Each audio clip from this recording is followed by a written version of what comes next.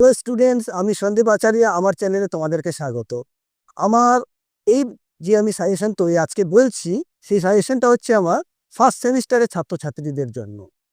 First সেমিস্টারের ছাত্রছাত্রীরা তোমরা আমার সাথে এতটা পরিচিতি নেই, কিন্তু এই সাজেশন যখন তোমরা দেখবে এবং ফলো করবে, আশা করি আমার প্রতি তোমাদের একটা আলাদাই গুরুত্ব বাড়বে, বিশেষ করে একটা সম্মানীয় গুরুত্ব তো বাড়বেই। এই আশা কিন্তু আমি তোমাদের কাছ থেকে রাখি। যাই হোক, আমি আর বিলম্ব না করে আমি সেই সাজেশন সম্পর্কে বলছি। দেখো, আজকে আমার যে সাজেশন দিচ্ছে সেটা হচ্ছে ডিএসসি বাংলা, নর্থ বেঙ্গল ইউনিভার্সিটির আন্ডারে যাদের মাইনর বাংলা আছে ডিএসসি, তাদের কি কি তোমাদের আসতে পারে। তোমরা সিলেবাস সম্পর্কে তোমরা সবাই জানোই সিলেবাসে কি আছে, তো নতুন করে তো বলার আর কিছু নেই।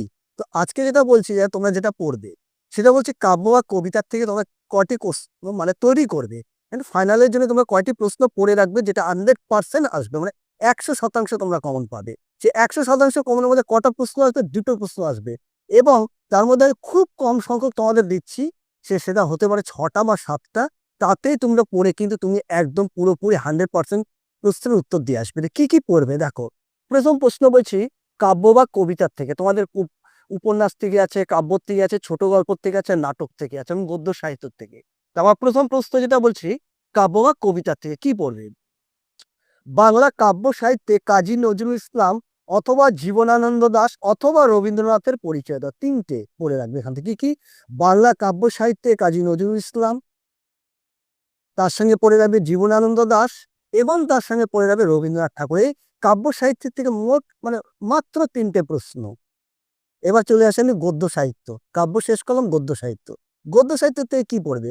বাংলা গদ্য সাহিত্যে রাজা রামমোহন রায়, তার সঙ্গে পড়তে পারো প্রমোদ চৌধুরী।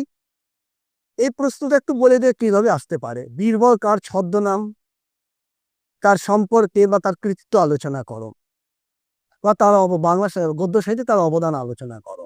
বা সবুজ পত্রিকার সম্পাদক কে? এই ধরনের প্রশ্ন কিন্তু এই প্রমোদ থেকে আসবে। ভেরি ভেরি ইম্পর্টেন্ট প্রশ্ন। বাস, এই কয়েকটাই তোমরা পড়ে রাখো। মানে গদ্য সাহিত্যে দুটো প্রশ্ন তো খুব ভালো করে পড়ে রাখো। এবার আসছে উপন্যাস থেকে। বাংলা উপন্যাসে বঙ্কিমচন্দ্র চট্টোপাধ্যায় পড়ে রাখবে। তার সাথে পড়ে রাখবে ত্রয়ী উপন্যাসিক কাদের বলা হয়, তাদের পরিচয় দেয়। ত্রয়ী উপন্যাস বলতে আমরা সবাই জানি ত্রয়ী বন্দ্যোপাধ্যায় যারা আছে, ত্রয়ী বন্দ্যোপাধ্যায়, যেটা ত্রয়ী বন্দ্যোপাধ্যায় তার উপন্যাস সম্পর্কে আলোচনা। ত্রয়ী উপন্যাসী বলছে এটা ত্রয়ী বন্দ্যোপাধ্যায়। ত্রয়ী বন্দ্যোপাধ্যায় যেমন মানিক বন্দ্যোপাধ্যায়, তারাশঙ্কর বন্দ্যোপাধ্যায়, বিভূতিভূষণ বন্দ্যোপাধ্যায়, এই 3 ঔপন্যাসিক সম্পর্কে তোমরা পড়ে রাখবে। এবং এখান থেকে কিন্তু একটা হলো আসতে হবে। অথবা তারাশঙ্কর বন্দ্যোপাধ্যায় ঔপন্যাসিকের কৃতিত্ব আলোচনা করো। এটা ভেরি ভেরি ইম্পর্টেন্ট, তোমরা পড়ে রাখবে। এছাড়া তুমি পড়ে রাখতে, এটা গেলো উপন্যাসের দিক থেকে। এবার আমি আসি ছোট গল্পর দিক থেকে। ছোট গল্প থেকে তুমি কি কি পড়বে? ছোট গল্পকার হিসেবে রবীন্দ্রনাথ ঠাকুর অথবা বনফুল। বনফুল বলতে কিভাবে আসতে পারে? বনফুল কার ছদ্মনাম, ছোট গল্পে তার কৃতিত্ব আলোচনা করো। বলাইচাঁদ মুখোপাধ্যায়। তার সঙ্গে পড়ে রাখবে পরশুরাম। পরশুরাম কার ছদ্মনাম? রাজশেখর বসু। তার ছোট গল্পকার হিসেবে তার কৃতিত্ব আলোচনা করো। দাস, এই কয়েকটা তোমরা পড়বে ছোট গল্প থেকে। এবার আসে আমি নাট্যকার। নাট্যকার থেকে কার থেকে তুমি পড়বে? নাট্যকারে পড়বে বাংলা নাট্য সাহিত্যে মধুসূদন দত্ত, অথবা ঐতিহাসিক নাট্যকার হিসেবে দ্বিজেন্দ্রলাল রায়, অথবা পৌরাণিক নাট্যক হিসেবে গিরিশচন্দ্র ঘোষ। এই যে আমি বললাম, এই 3টে প্রশ্ন তোমরা নাট্য সাহিত্যের থেকে পড়ে রাখবে। তার সঙ্গে পড়ে রাখতে পারো 6 নম্বরের জন্য, সেটা হচ্ছে দীনবন্ধু মিত্র। এই দীনবন্ধু মিত্র সম্পর্কে তোমরা পড়ে যাবে, বাস। আর 3 মার্কসের জন্য আমি আলাদা করে কোনো প্রশ্ন বলছি না, বা 6 মার্কসের জন্য আমি সেরকম বলছি না। 6 মার্কসে তো তাও আমি 2-1টা বলে দিই। বলে রাখবে ভোরের পাখি কাকে বলা হয়, কে কাকে ভোরের পাখি বলেছেন, তার 3টি কবিতা, কাব্য বা কবিতার সন্তানিক সহ উল্লেখ করো।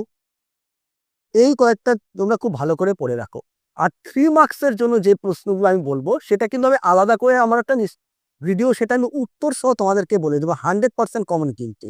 এবং 100% কমন এই কারণেই বলছি, যারা প্রিভিয়াস ইয়ারে যারা পরীক্ষা দিয়েছে তারা কিন্তু ওই আমার সাজেশন ফলো করেই কিন্তু খুব উপকৃত হয়েছে।